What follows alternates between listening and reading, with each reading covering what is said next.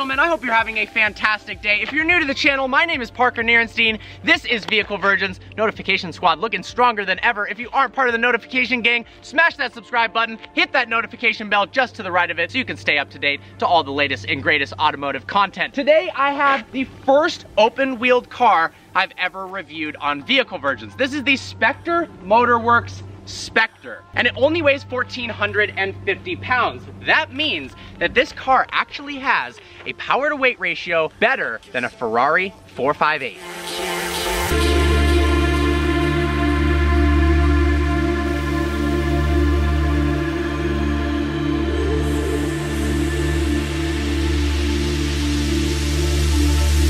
This specific model is powered by a 2-liter turbocharged inline-4 from a Focus ST. It cranks out 252 horsepower, which means, coupled with its low weight, gives it a power-to-weight ratio of 347 horsepower per ton. For reference, the 458 makes just 340 horsepower per ton. For those that want a bit more power, there's also a 2.3-liter inline-4 from the Ford Focus RS that makes 310 horsepower. You can imagine that thing is pretty fast. One of the coolest parts about the car is its F1 inspired double wishbone inboard push rod suspension. I love that you can actually see the entire suspension geometry right there in plain sight. So I'm here with Sharango, one of the founders of Spectre Motorworks. Thanks for coming out and bringing your car. I would try to shake your hand, but it's awkwardly. There we go. What was the inspiration behind this? Why did you? So it's me and two of my other buddies. Out of college, we've always been passionate about cars. We always wanted to build a product that has our name on it and that we could sell and be proud of. So we took all that passion and our knowledge of car design and vehicle engineering, and we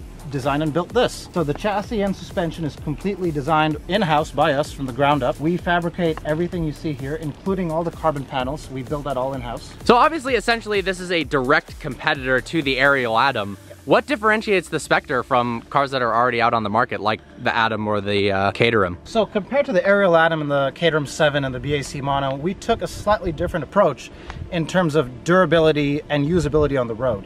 This car is actually a lot more comfortable on the road. The components in here, the bushings, the linkages, they're all designed to last tens of thousands of miles on the road, not just for a few track days. What is the initial step? You're building a car. What did you pick the powertrain first? You come up with a design? What? Yeah, so we focused a lot on ergonomics in the beginning. So we built a whole wooden mock-up that fit the two drivers side by side, made sure there's enough legroom, enough adjustability to fit a short driver, a tall driver, and we went from there. So ergonomics of the cockpit, then the fitment of the powertrain, the suspension that we wanted, the wheel size that we wanted, and many iterations later, we have our final production car. The entire bodywork on the whole car in total weighs less than 10 pounds. Wow. So that's spectacular. You're wow. Adding that kind of aesthetics and aerodynamics while only adding 10 pounds or so to the car. Sure. And this has no traction control and no ABS, right? Yeah, it's a fully manual experience. You know, it's manual steering. It has an electronic throttle, which any modern day drivetrain has, unfortunately. But aside from that, it's just you and the car and the road, and that's it. Well, thank you so much for letting me take this for a spin. I am super excited. I believe this is the lightest. Nope, this is the second lightest car I've ever driven, but the lightest one, the Fiat Cinquecento, had way less power. That thing was slow. Let's have some fun. I've got Daily Driven Exotics with me. He's been visiting all the way out from Canada. Friendliest guy ever. Are you ready, man? I'm ready, man. Look at how you get into this thing. It doesn't have doors. Just hop right in. You're used to cars without doors, right? Your 458 didn't have any.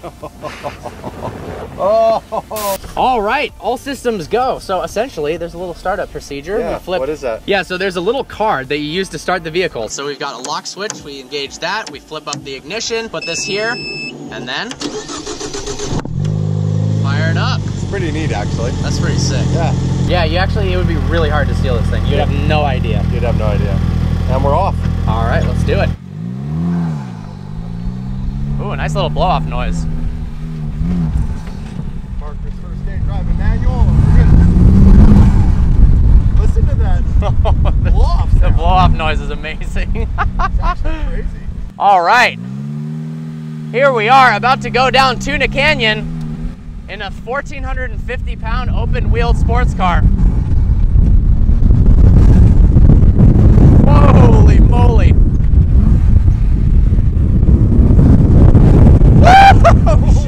Wow! This thing is nuts, bro. So we have full manual steering, No ABS, no traction control. Since the steering isn't hydraulically assisted, obviously very, very stiff. Wow. I think it's interesting because this car weighs under 1,500 pounds. There's a reason why it's 1,450. You don't need fenders. It can be a full open-wheeled car, so makes the car look a lot cooler, and of course having it weigh that little, despite only having 252 horsepower. Yeah, and this thing rips. Oh! Oh, sh**. It's actually pretty scary. This is actually terrifying. Woo! Wow! Oh, man! So initially I was like, oh, well, it's fun we've got the 252 horsepower one, but, you know, I really wish they had the 310 for me to drive. This thing is stupid fast. It feels borderline like out of control. Yeah, because we're so low to the ground and we have no insulation, you can see the ground through the floorboard. It's open down there. You got such a more visceral driving experience that, well, it might not accelerate quite as fast as a McLaren 720S. It freaking feels as fast. Wow. Wow. Wow. This is nuts. Wow. Holy. Well, initial impressions, I mean, this is, dude, this is insane. It's insane. This is insane. For $48,000, that's the base price of the 252, I guess that's the full price of a fully built 252 horsepower 2-liter version of this car. Easeability of driving it obviously takes a lot of strength in the steering. The brakes, you got to hit them pretty hard, and you got to be careful because it doesn't have any sort of stability control whatsoever. But because it's got a full Ford powertrain, the engine, 6-speed manual from the Focus ST, the spacing, the clutch feel is good.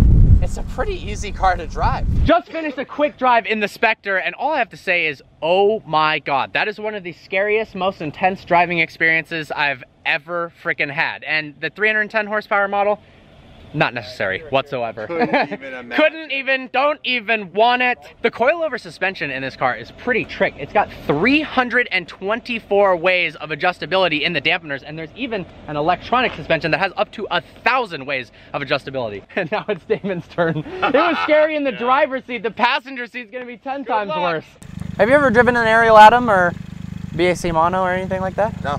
Me neither. BAC or Yeah. mono. Yeah. They sell them and have them in Vancouver at McLaren. How much are they? Like, I think they're 200, 250 Canadian. Yeah, but they're only track legal there. okay, They're gotcha. not road Wow. legal in Canada. Wow. Yeah. Like most go-karts. Oh wow, it's I see what you mean about the starting, Yeah, the bucking is a little. the bucking. See, it wasn't just me learning how to drive a manual. Yeah. Yep, okay, I see what he means. This is definitely... Oh my God!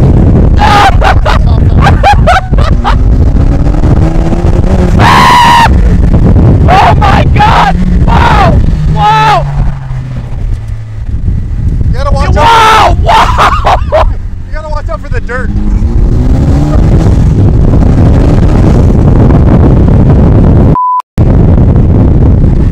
You really got to get used to this. I mean, it's not... That easily could have been an accident. Yep.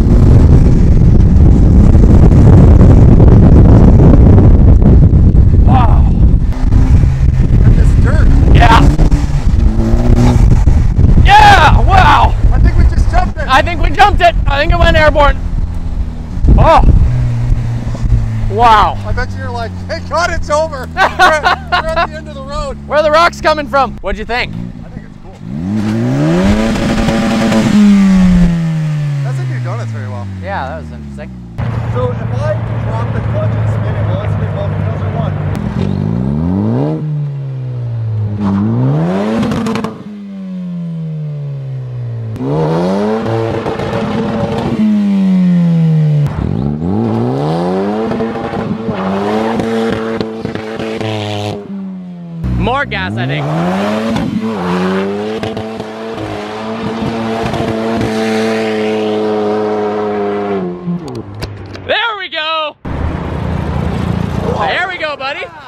dope. I don't even know what to say. I was like, all I could feel was hot rubber hitting my arm. Look at this. And that's because you don't know how to drive. Yeah, you fully have, you got tire in your, rubber in your neck. In my beard. But are you really driving if you don't have tires all over your body? I think That is crazy. That's awesome. Got a glove compartment there for storage. Obviously, in a open-wheeled sports car like this, storage isn't your greatest concern, but you do have a good place for it. And they actually thought about a place for your phone. I don't understand why car manufacturers nowadays forget about the fact that everyone uses their cell phone. Well, this pocket right here, right in front of the shift lever, is perfect and deep enough to put your phone in, absolutely haul this thing around, and not have it go flying. Check this out, the turning indicators are actually a switch, so to activate the left turn signal, you click that. To activate the right turn signal, click the other way. Then we've got the low beams, high beams, and then we have the hazard lights. Well, we are stuck at a red light, and there's really only one thing you can do when you're the first person at a red light with semi-balls rear tires.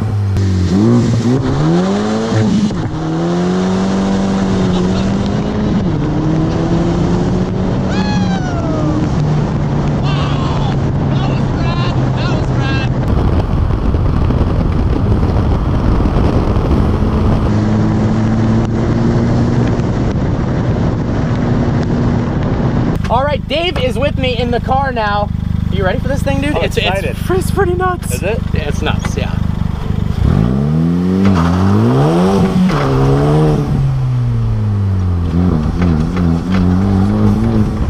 Go, go, go.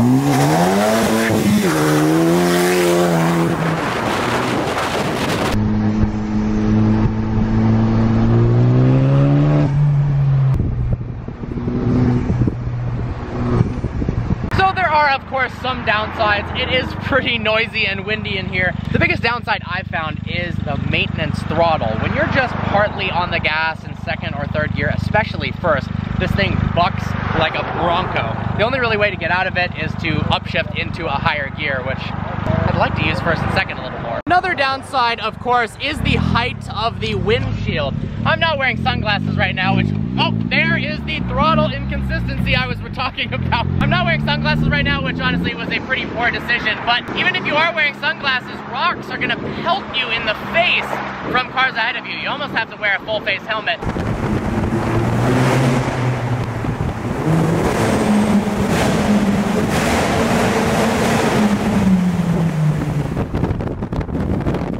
Well, I imagine this review is a mix of me screaming, Damon screaming, and us saying a bunch of things about how raw and intense it is, but honestly, there are no real words to describe it other than that. It's dangerous if you don't know what you're doing, but if you sort of do, like me and Damon pretend, it's a heck of a lot of fun.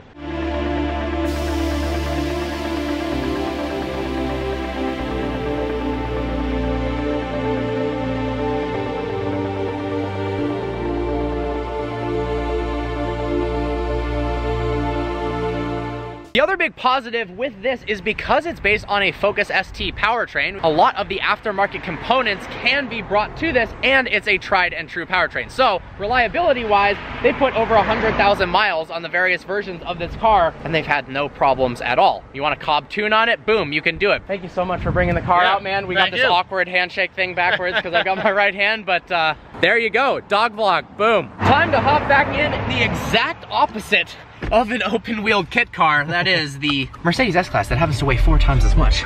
Well, we just did a little house tour with the boys. I've got to take them to the airport before they miss their flight because they keep missing their flights. They've been here for like 3 weeks now, and it's just we gotta go. Global warming. My igloo's melting back in Canada. Is that how it works?